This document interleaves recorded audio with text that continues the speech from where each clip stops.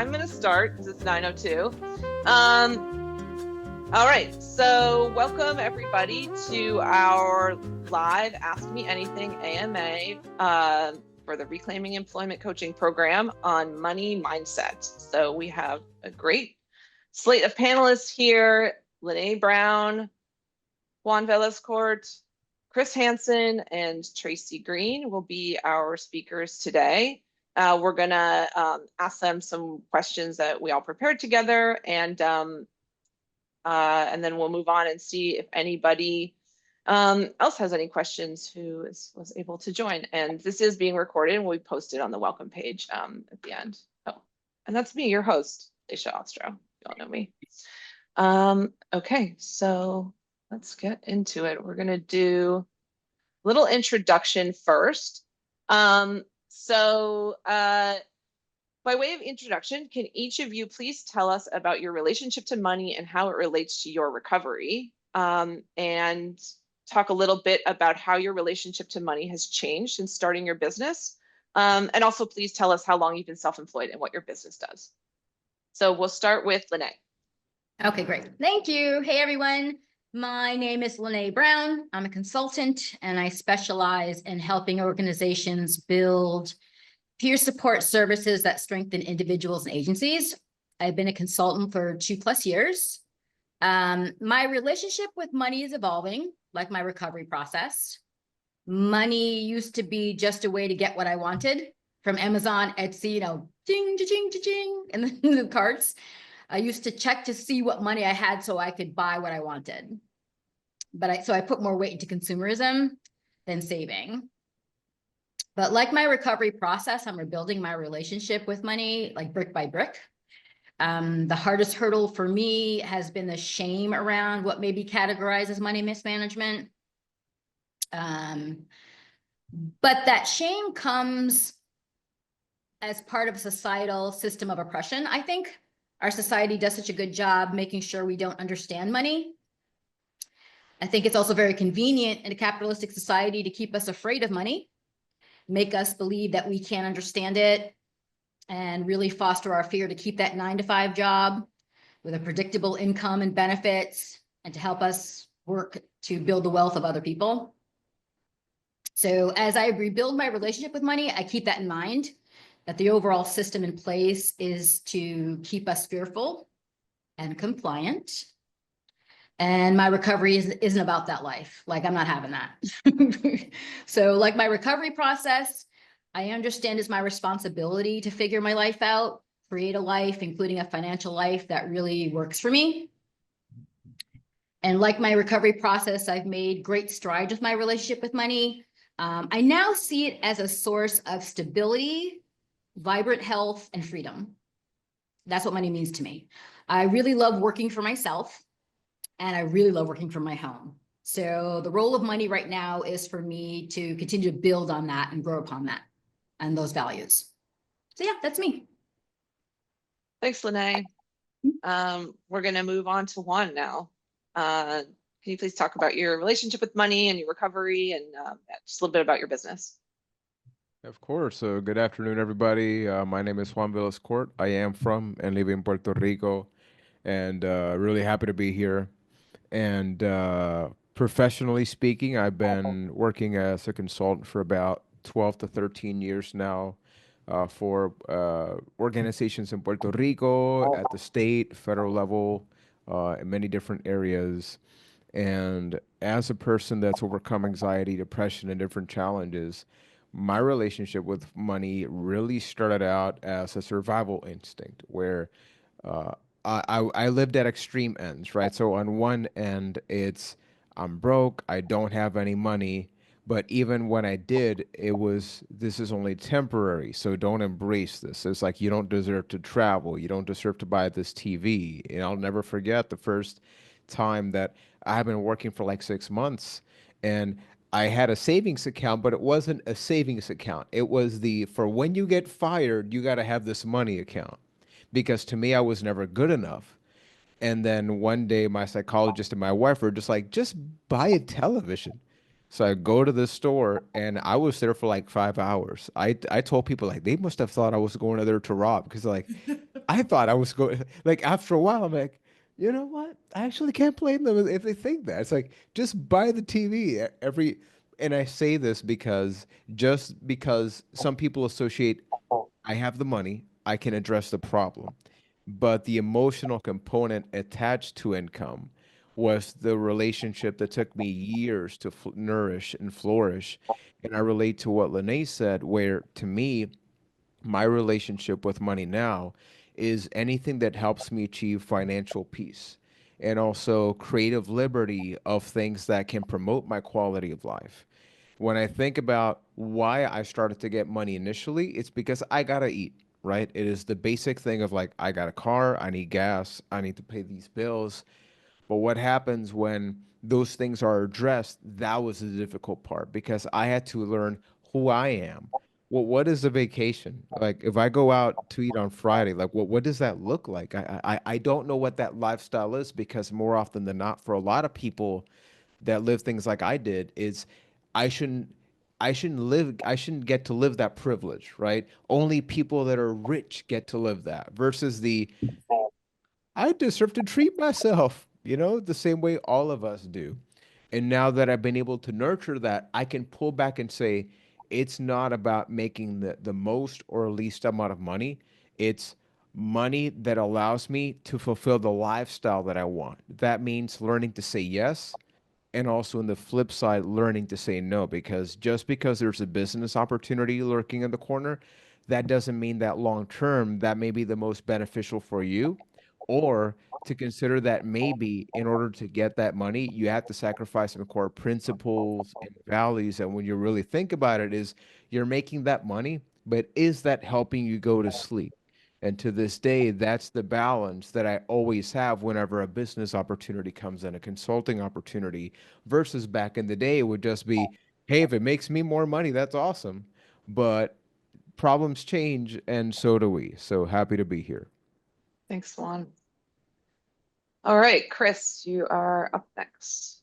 Hi, everybody. My name is Chris Hansen. Use she, her pronouns. I live in Burlington, Vermont. Although I originally come from New Zealand. And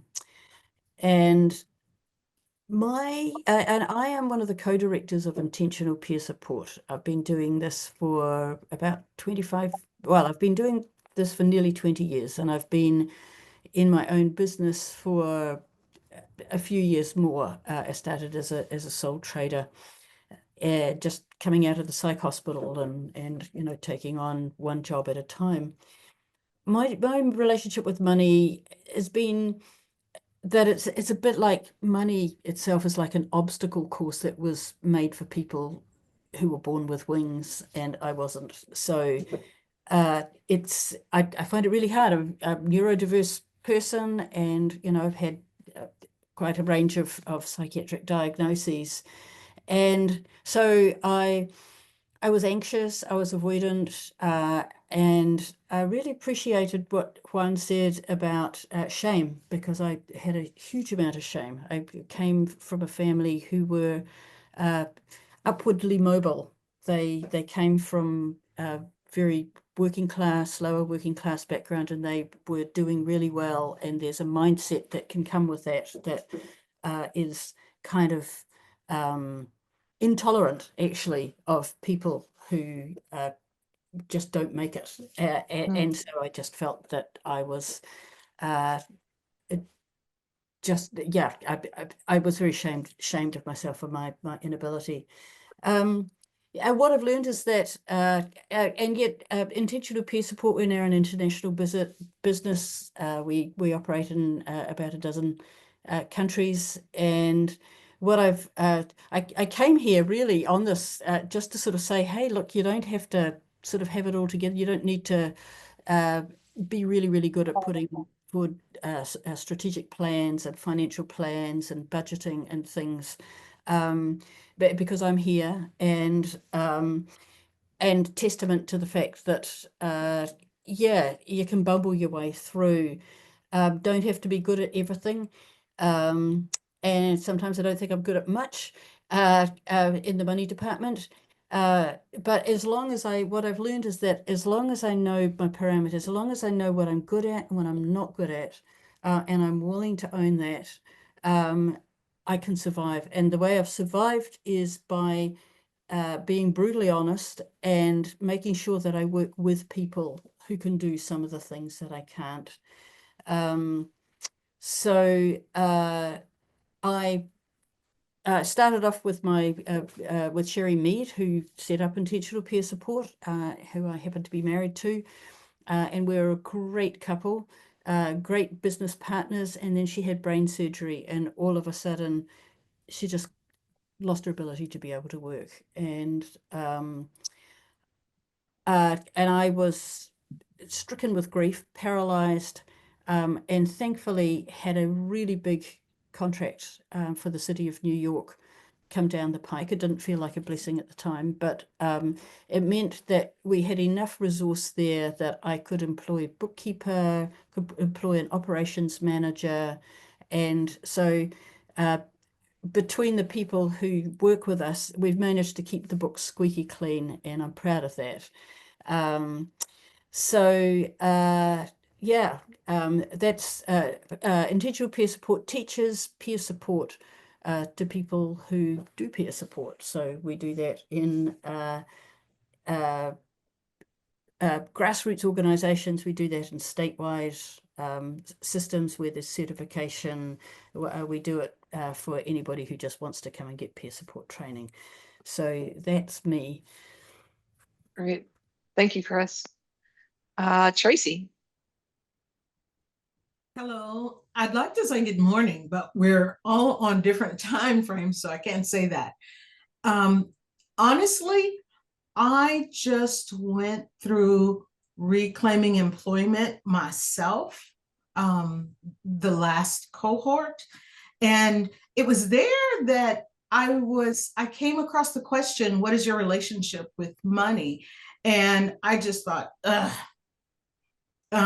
Because I come from generational poverty, and that's all we knew.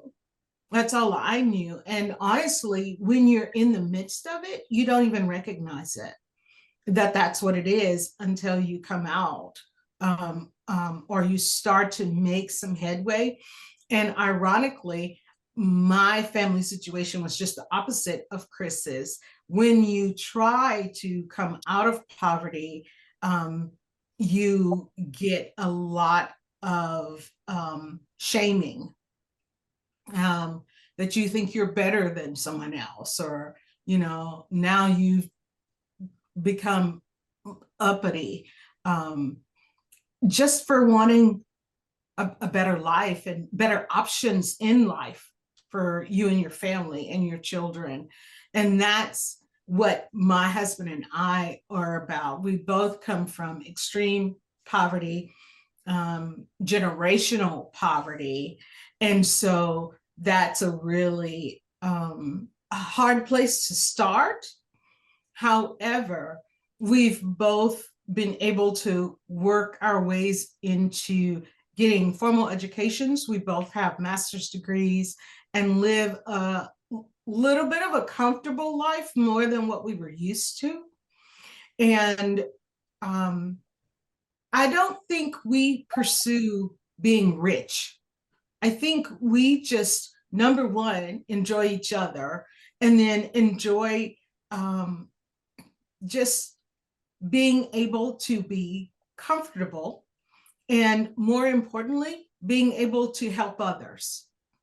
And so what I love about my business pursuit, and I'm still in pursuit right now, is that it's a tea party that travels. That's something I found in the midst of my own trauma and depression. And someone invited me to a tea party, and I just fell in love.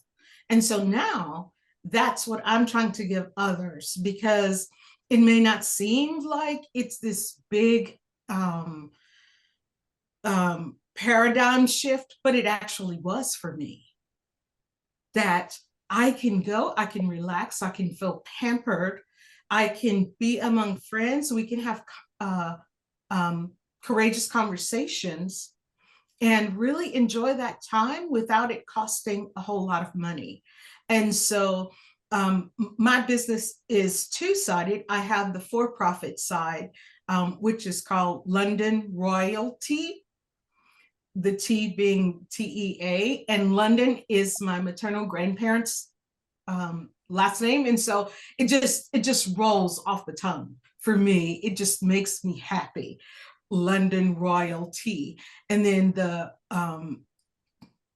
nonprofit side will be WOW, Wellness on Wheels, because there are different settings and different themes that I can have with the Tea Party, where I can take it into places that typically where people don't get seen. And that's what I love, that I'm bringing them wellness on wheels. I come to them and do tea parties for them at very low cost, at cost. And so, yeah, I'm glad to be here with you today. And thank you for having me. Thank you so much, Tracy. I love that approach to mental health, like outside of sort of what we, the mental health system is. I feel really passionately about that too. I love what you're doing. Okay, so this question, anybody can answer it or everybody can answer it. How have you balanced the need for a feasible business strategy with the flexibility needed to weather lean times?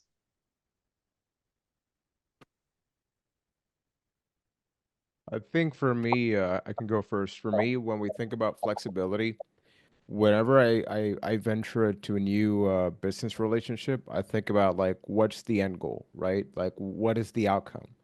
Because as we've seen just in the literally these first 2 months of the year, so many things can happen, and I like to set myself up with an ideal goal, which is okay, in the perfect scenario, this is my business idea and this is the outcome, whether it be financial, whether it be the result of a organization or training or whatever's done. But I also have plan A, B, and C because from my recovery, I know that when I'm not feeling at my best, maybe I don't make the best decisions. But if I think beforehand, okay, this is ideal, but look, right now, if I can get this going, or this is the investment needed, or this is at least, a decent outcome, that allows me to be flexible. And to this day, it's actually something that's led me to get a lot of beneficial work because it's often when I'm involved, people need to get creative. Either something is not working or the shifts, things are changing. Training needs some modifications. But if I only marry myself to this is the only negotiable outcome, instead of creating a business opportunity, I'm not only damaging my business opportunity, I'm damaging my relationship with Laysha, professionally speaking, right? I can be damaging so many things in the process. So I also keep myself informed, which I know is a very scary thing to do as an adult, right? As a kid, I love just, I don't care what's happening in the world, feed me and I'm happy, let me go to school when I want.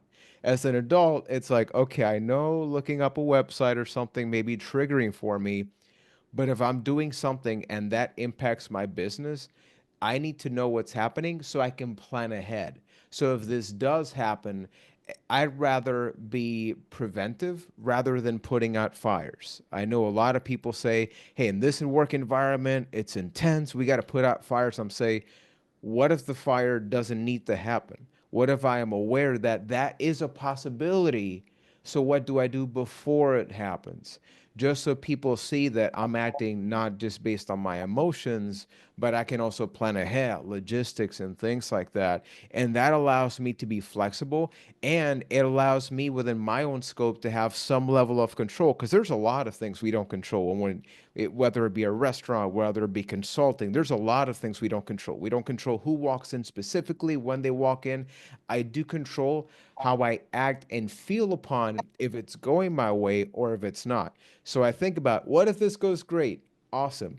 But also on the flip side, I have a raw and honest conversation with myself. What if I invested all this time, I open the doors and kind of nobody shows up? Does that mean I'm a failure, or do I pivot? And I know a lot of people like to use that word.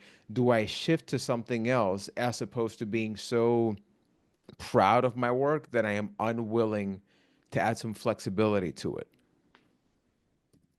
I can relate to a lot of that.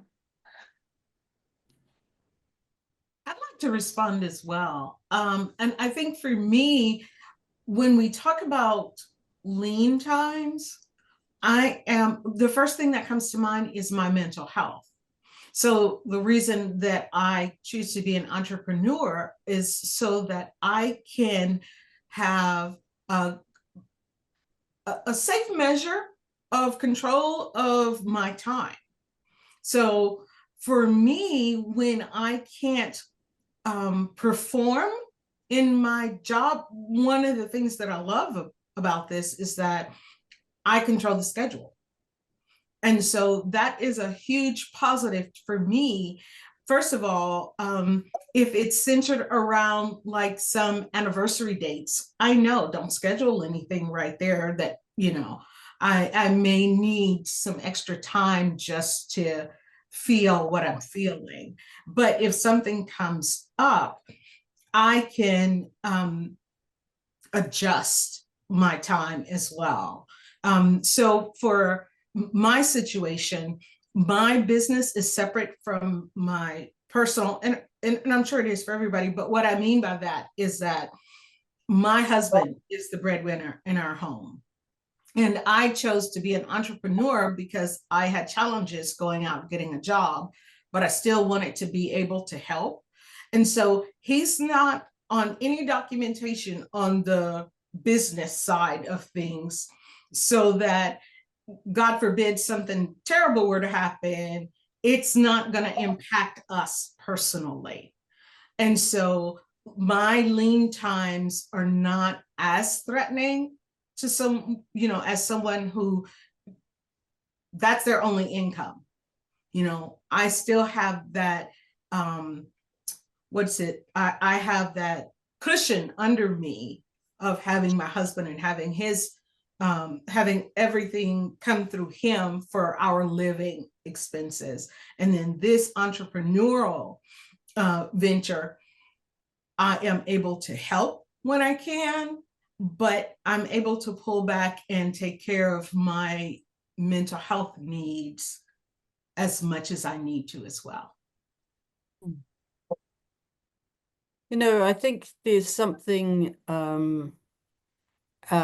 safe about being a sole trader, and because you've got more flexibility and you're not as obliged to other people when things get really lean and really hard. And that's the way Sherry and I both started out. We were both single parents. This was our sole income. And so we learned to fly by the seat of our pants, and we learned to fly lean. And as things have grown, there's been more obligations. The first time I told you I had this big federal contract for the city of New York, and so that was relatively well paid. And so we brought in 2 additional employees, and we all were paid the same. We were on exactly the same salary at full time. And then we discovered, and then at one point we changed, and so now everybody who works for us actually works as contractors. And we make it clear that we expect that people who work for us, and mostly their training, will have other work or other means of supporting themselves, so that we're not obliged to support people when things do get lean, which they do. And that mostly works pretty well for us. And it's allowed us to wax and wane income-wise. We're also fortunate that we don't have to go out and market ourselves. The work just sort of comes our way, and so we keep ourselves at what we feel is a sort of a manageable size. We're just just over a handful of people, and we all work part-time at IPS Central, and then we've got a couple of hundred people who train for us, but some of them have only ever done one training, and some of them have done over 100. So it's very variable, but that's how it's almost like we build the shock absorber into our system, and so that if things do get lean, or we get into a space where we need quite a lot of downtime, that it can still keep on running, and you don't have the intense stress of other people's livelihood depending solely on us. I'm really interested in what you said about making sure that all your contractors have other work, because it's interesting, because by law, at least in California, someone can only be a contractor if they have other clients. So we have to show that, otherwise they would be classified as an employee. Right. So it's sort of like, the law is there obviously to protect the workers, but I think it's sort of, as a compassionate employer, somebody that actually cares about the people you work with, it works in your favor in that way. Yeah. Go ahead. Sorry. No, go Well, I was going to say, some people start training for us, and this is the only job they've got. This is like they've just sort of got themselves to a place where they can do something, and this is the something.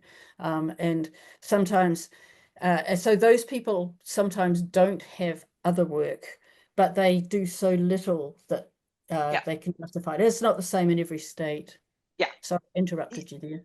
No, yeah, that's, I think, it's qualitatively different. But I was just going to say that, somebody gave me the advice when I started, like, don't have too many employees, because you're going to, stay small and lean, because otherwise you do have this pressure, and, it's something to think about. It's easy, I think, when you have good times to think, oh, this is just going to keep growing. Do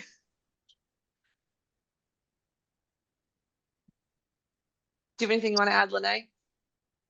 Oh yeah. So I'd say, to answer that question, it's like I was listening to you. Sorry. I think what came to me for that question was that, like, for instance, I was offered a full-time position online for something, and when I looked at the actual job itself, I thought that's what burned me out the first time. It's like I started my business as a reaction to burnout. I was in social services for 10 plus years, and it burned out. And when I was there, I did try to start the side hustle and do the side thing, but I didn't have the energy for it. I just did not have, I couldn't do both. And at one point I just had to, I literally just cashed in my retirement, took what I had, and left New York and left my job, and came back to Western Mass, where I'm from, to be close to family, but also to recoup. And this is my third year of burnout recovery. So I'm very, very clear that I cannot do anything that puts me past my nervous system. It just doesn't work. A day here and there, I can do it, but I can't really go past that. So for me, I've definitely learned to live leaner. It is just me, so I do have that flexibility. I don't have, I have a cat. He has things to say about it, about the kind of the cat food he likes. But other than that, it's like I have that flexibility. And I'm learning, as I said earlier, I'm really learning about, lean times. I didn't realize things were going to turn so wonky at the beginning of this year. So now I'm thinking, okay, now I understand. But I think the most important thing, and I'll wrap this up by saying, I think the most important thing is, this is all a learning process, and everyone's experience is different. And to think about, even if you quote unquote make mistakes, or any mistakes I made, it's it's part of the learning process. It's as long as, I think it's most important to stay in the game and keep learning, and try not to make the same mistake twice. But yeah, it's all a learning experience for me. Thank you.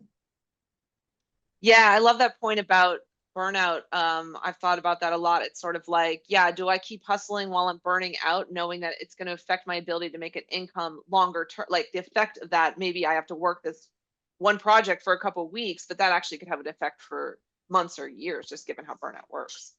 So it's not really worth the cost. Yeah, for sure. Okay, next question about financial challenges. What mistakes have you made, and how did you fail forward? Can you talk about lessons learned around money and your business, or specific examples? I think are great, with respect for parties involved in previous issues, of just to think about something you might do differently based on a past learning experience.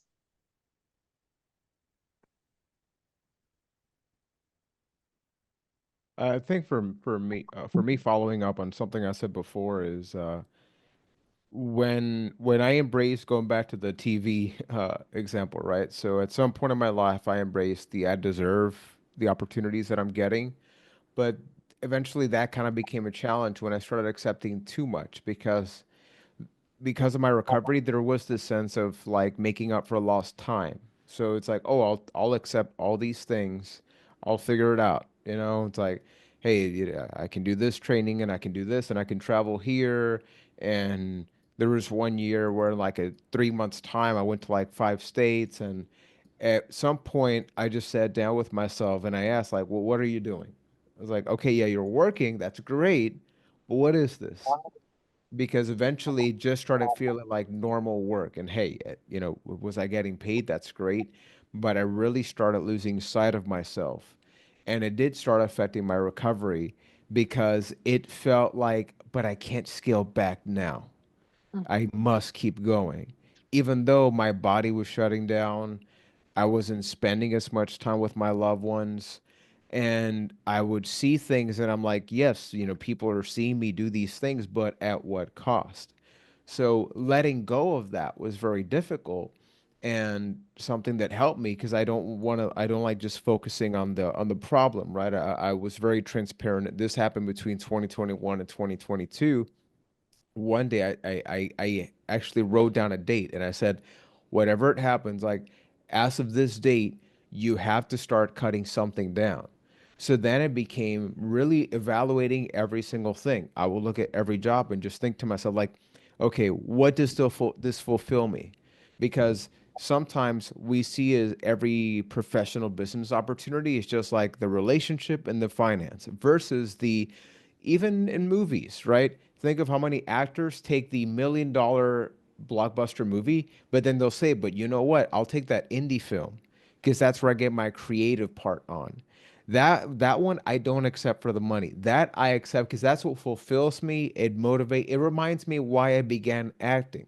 So I said, okay, so let me identify jobs that support my financial freedom so I can take on those other things. And kind of going back to some of the things we've all discussed before, when we're overworking, it's difficult for that side hustle, right? So then I said, okay, let me find one thing that fulfills me and one thing that gives me financial peace. Anything else is going to go to the parking lot right now. Maybe at some point I'll be able and one year I did not make a lot of money to the point where my accountant actually called me when we're filing taxes. It's like, Juan, like, are you missing anything? I'm like, what do you mean? I sent everything. Just like compared to last year, now it's like there's a lot of missing money. It's like, you know what? I was actually kind of excited about that, weirdly enough, because it showed that I wasn't willing to compromise because that year was not about making the most or least amount of money. It was really identifying who I am professionally. So I was able to make intentional relationships. And before I would say, oh, Laysha, I'm busy. I learned to say like, Laysha, I think right now I'm just not able to do this right now because I don't want to sign up for something and do bad by you. So I began just sending emails and it felt liberating because I was the one taking control of the, hey, it's not you. It is actually me, but it's a positive me. It's I'm doing good today and that I'm feeling powerful enough to say, you know what? I don't need to do this. I actually sat down with one of my bosses and he was confused because he's like, you just got a raise. I'm like, can you actually cut down my hours by 50%? And they would not understand. And I said, look, if in a year I'm good, then we can talk about it. But I want to be the one talking about it and not have it be you telling me I'm not performing as I know that you can.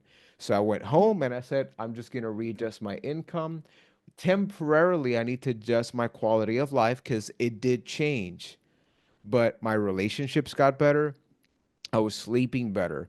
And when I compare my business decisions from 2 to 3 years ago to now, they are wildly different because I took that year and a half to really figure myself out. That's great.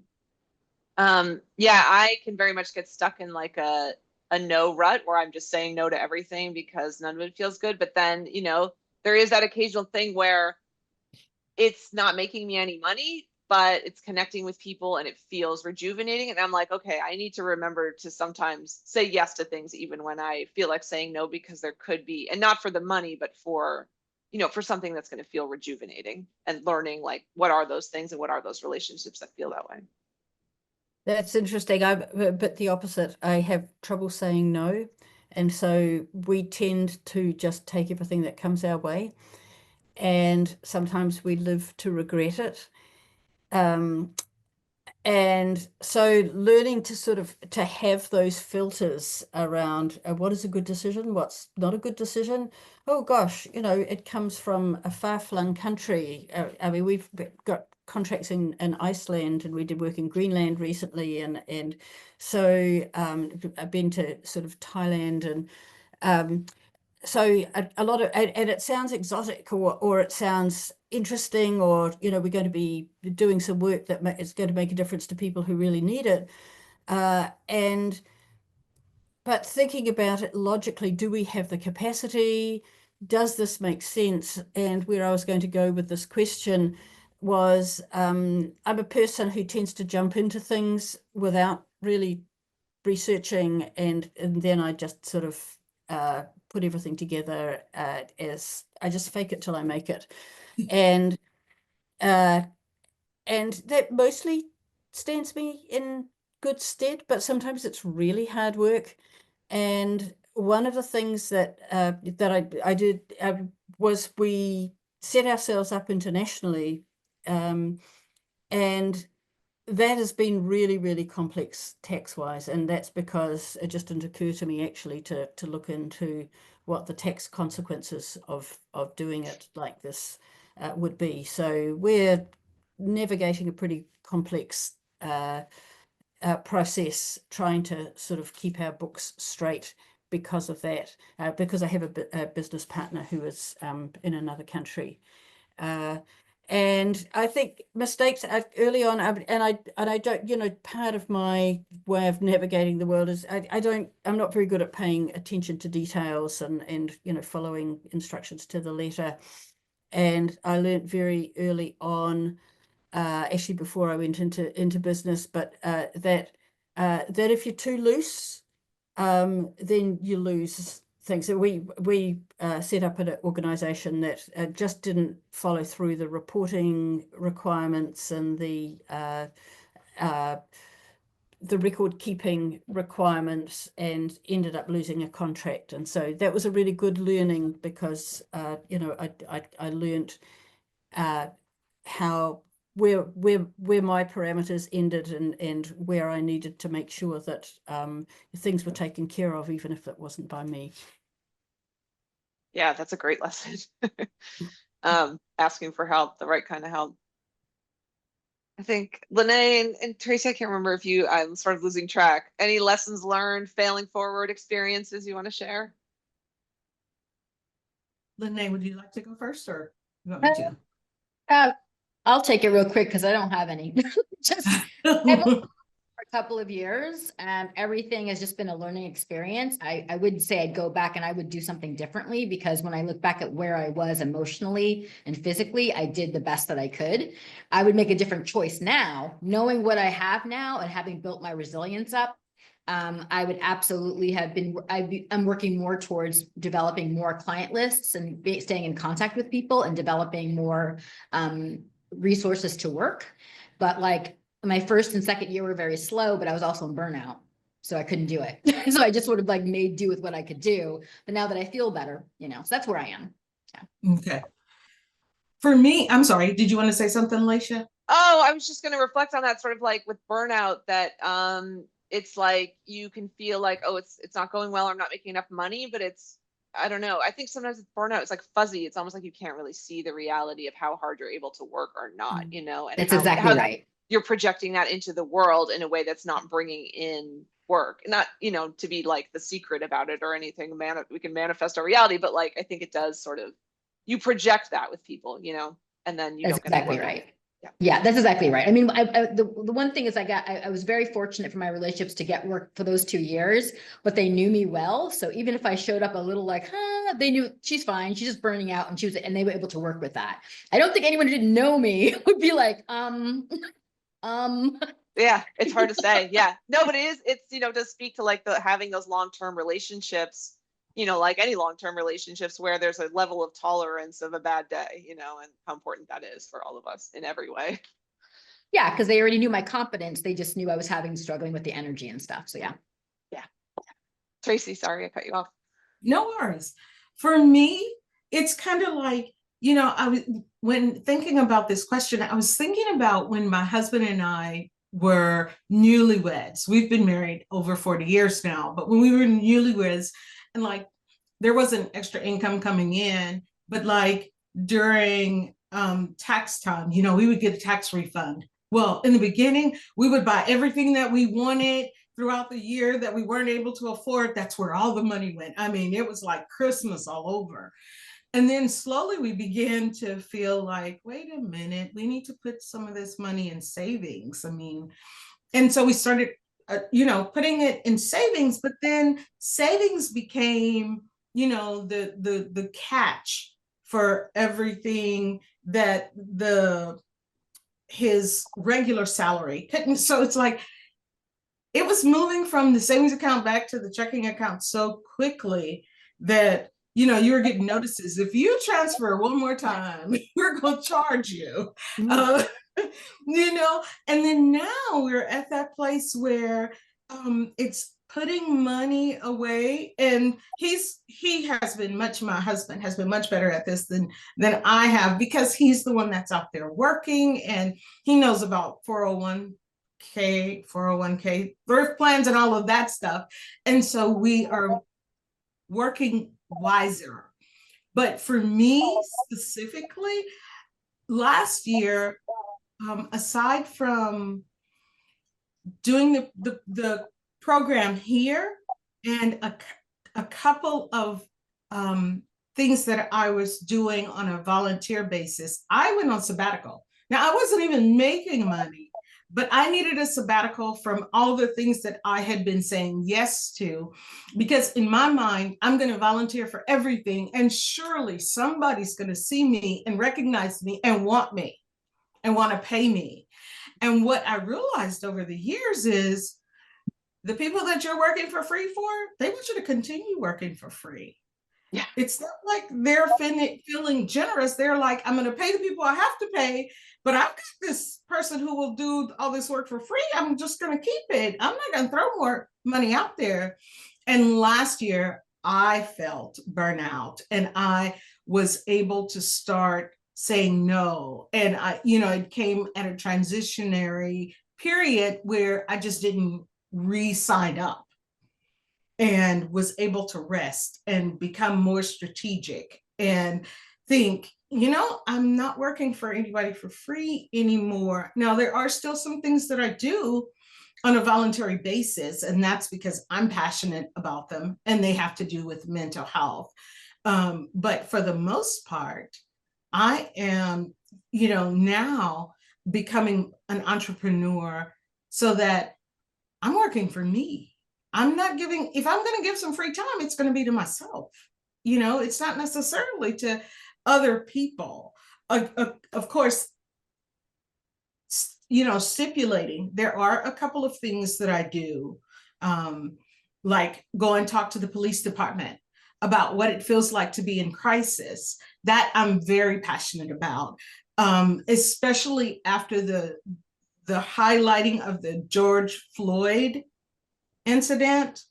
The doors opened in the police department to hear from people with mental health diagnoses in crisis, and what that entails and what's really going on in your head, and so, man, I jumped on that, and I have that, and I would like to be paid for it. Maybe I will find a way to segue into that. By the way, Chris, I am a mental health peer support specialist. But just there are a couple of things that are so dear to my heart I will do them for no money at all. But for the most part, I've learned, yeah, you're really not going to hardly sort of transition from being a volunteer to being paid if they can continue to get the work from you for free. And that was the lesson that I learned. Yeah, and that's a tough transition from, yeah, I started my career basically when I was in grad school. So I was like, able to work for free because I didn't, well, one, I was like, why should I be paid? I'm just a student. I don't know anything. I'm trying to learn, and I was getting, stipend from school. But yeah, then transitioning to having a business, or it's like people that I have been working for free for years having to say, like, now I have a business and I have degrees and I have expertise. And I don't know that I've ever, I sort of had to find new people to work with. It's hard to make that transition just like other relationships, right? They don't necessarily change. I really appreciate that point. I'm going to jump in here uninvited because that's been a huge learning for us, that that people that we need to put the value of our work onto our work, and that people will respect it to the extent that you respect and value it. And the what that means in reality is that if people don't have to pay for something, then they will not commit, they won't show up, and they won't put the hard work in. And so we've learned that we have some events that we offer that we wanted to offer for free, but when we did that people just didn't turn up. We'd have 11 people register, none turned up on a couple of occasions. So we now charge $20 for an hour and a half, and we say pay what you can afford. So there's always this balance for us between putting our work out there and for what it's worth, and making it accessible. So that's how we do that.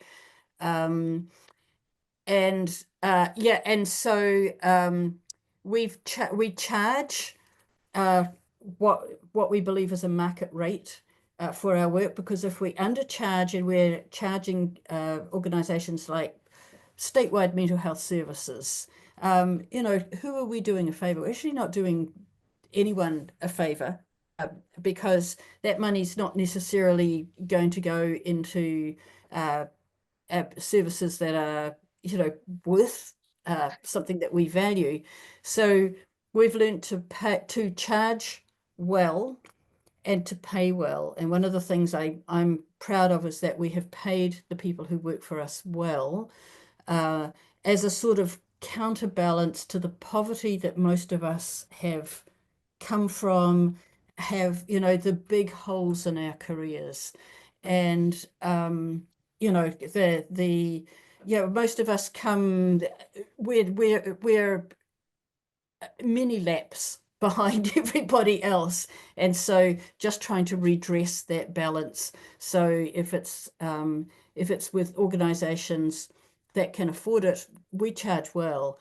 And then but one of our values is accessibility, so we really work to make sure that it's accessible to any organization and any person, and that we also give opportunities to people who to work for us who may not have had the skills and experience and the degrees, and because they got stuck in the mental health system when they were in the early teens to mid-20s, and they just didn't get that opportunity. And that's been one of the learnings for us. But the big thing is, if you make it free, I mean, we do give full scholarships to people, don't get me wrong. And we have plenty of opportunity for that. But if we sort of give it free too liberally, then the people who are using it, they don't value it. And it's not a fun experience. It's not a valuable learning experience for any of us. And can I just add to that too, which got me thinking about talking about this, is that one of the things, especially working in the social service arena, people tend to think that if they can't afford your service, that you should give it away for free because they can't afford it. And it's like, those are two different things. Those are two different things. It's like if someone says afford it, that's okay, cool. That doesn't mean you have to give it for free because they need it. Absolutely, absolutely. We've learned to ask people, what can you pay for this? And so it's not just you pay for the full fee or you get a scholarship. It's like, so what can you contribute? And then we'll go from there. Yeah, because I find in our field a lot of times we're really conditioned to be everything to everyone, and so we tend to not just undervalue what we're bringing, but also thinking, well, we have to help because that's our job. We have to help. We can't get whatever. But if we're not able to keep our lights on, we can't help anybody. So, So anyway, I'd say that. Thanks. Something I just quickly wanted to mention that, go ahead. but based on that, I agree so much because, a lot of us usually tend to begin with like in volunteer roles and things like that, right? Because we recognize the need, right? It's like most of us come from not having that, so we kind of created it or became part of it just to support. But something that often doesn't get talked about the business world is you want to make sure, like, if I open up a restaurant and I'm charging $15 for a burger, but Tracy tries to undercut me and charging 12, Chris charges 10, Leanne 8, and then Laysha 5, who loses? Everybody. Because then that means you're earning something, but what are you actually earning? So it's also, as you've all done an amazing job talking about, it's like you have to know your worth. And that often means saying, I would love to work with you. I see myself, but if this comes at the expense of devaluing my own skills, expertise, the last thing that I do is put on a slide, right? Or open a business. But the knowledge and skill set that I've obtained over the years, that costs way more than anything I physically end up doing. And part of my professional growth has been learning to say, like, thank you. I am so grateful for this opportunity, but financially, I understand that maybe I'm out of your scope. Now we can adapt the plan so maybe we can suit those needs. And if not, we can explore, we can talk about this in 6 months or something. Does that may mean you actually let go of an opportunity? Yes. But if you begin to take things to undercut and undersell in a year's worth of time, you'll be saying, what have I done? Because I'm earning, but I'm losing way more than what I'm earning right now. Yeah, that we only have a couple minutes left, and we have our next question was about separating money from identity and self-worth, which I think kind of flows from the conversation that we have been having. But we also sort of talked about talking about this in the context of comparison, whether that's to other people or to, there's a lot of talk right now about being on the wrong timeline. So we sort of like, I think as self-employed people have had other positions, right? We sort of think like, I'm on this timeline where I'm self-employed, and what other opportunities are there? So I don't know if anyone has anything to add about self-worth and the choices that you've made to be self-employed versus doing something else and how it feels to compare yourself to other people. Yeah, a couple things. One is I would say my new mantra now is like, and when I talk about timeline in comparison to other people, maybe on other people's timeline, I'm late, but for me, I'm right on time. This is my life, my experience. You can't tell me that I'm supposed to be someplace else where I'm not. You know what I mean? It's my life. That's first. But second, when it comes to like thinking about working for myself and what it means to me, I value my freedom and I value my and be able to work within my nervous system and making choices based on that. I'm not interested in the grind anymore. I'm not interested in the office politics anymore. I'm not interested in trying to read between the lines. One thing about social service culture, it's so challenging for me, is there's a lot of people who are too busy being nice and polite instead of kind and clear. And all of that makes work very, very difficult for me. As an empath, it makes it so difficult to work in those experiences and adds a lot of stress. And in fact, one of the things that I did when I decided to work for myself is I'd done some money tracking systems to look at where my money was going, because I wanted to get an idea of what it really took for me to work for myself. Dude, I spent so much money on just fluff to keep myself together. Like I was like, I deserve Uber Eats twice a week. I deserve, I deserve going, but I was doing that to try to get through. Right. But when I added up all that money, I thought, what if I lived within my nervous system means I won't need all that. I won't need all that extra stuff. So those are the decisions that for me, I had to make connections with. And then when I realized it is about quality of life, then it became very clear what my next step was. So. Yeah, totally. It's like there's this expense to having a job that doesn't suit you, Yeah, the amount of money I used to spend on booze, cigarettes, clothes, Yes. That I don't need anymore is like, okay, well, I don't need that work, That's right. My husband and I have a very unusual experience when it comes to relating. He worked a very good job, making very good money, but we decided to travel. And we did travel, don't get me wrong, but mostly he just needed to take off to take care of me. I was in full-blown crisis for long term. And so we traveled. And then when he went back to work, we were behind the ball, where we saw all of our friends, starting to have the nicer cars and the big houses and, heading into retirement.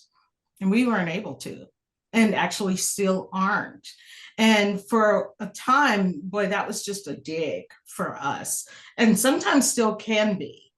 But what we've learned through this process is, how many of those other people are happily married? How many of them really, are not having to booze to stay up, and all those things, and no judgment to anybody that needs to, but really, when you start to look at it, it's like when you pull the curtain back, it's like, okay, so here's the example, and I'm going to let it go. It's like the slap that was heard around the world, when Will Smith slapped Chris Rock, because he was defending his wife.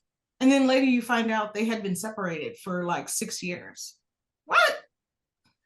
So why that reaction? You get to see behind the curtain, and then you feel foolish for judging yourself, because what people pretend, and that's what social media is all about, what people pretend is going on is not really going on, but you're living authentic, and that's the best thing you can do for yourself and your loved ones.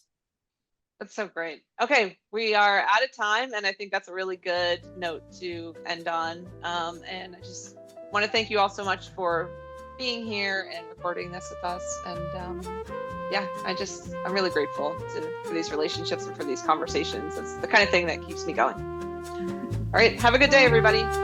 Thank you so much. Thank you, Bye. everybody.